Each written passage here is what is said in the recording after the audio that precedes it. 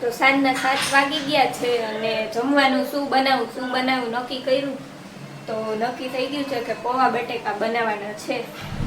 તો જો હવે મમ્મી અહીંયા બટેકા બાફવા માટે મૂકી દીધા છે ને પૌવા પલાળવાના છે અને મારે આ ટમેટું ને મરચાં બે કટ કરવાના છે. પૌવા પલાળી દીધા છે.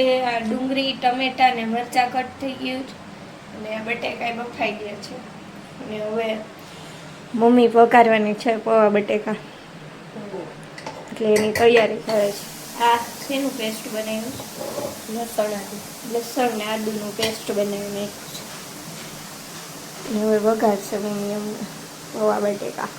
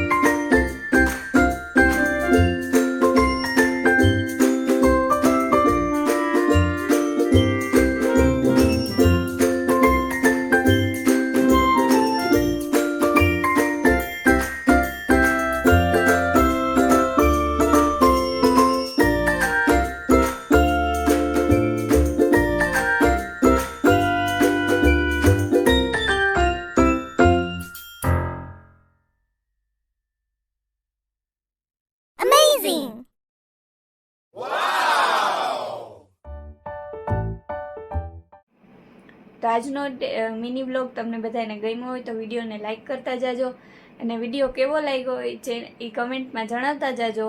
અને ચેનલ ઉપર નવા હોય અને ડેઈલી બ્લોગ જોવા ગમતા હોય તો ચેનલને સબસ્ક્રાઈબ કરતા જાજો. તો મળીએ નવા બ્લોગમાં. ત્યાં સુધી બધાને હર હર મહાદેવ.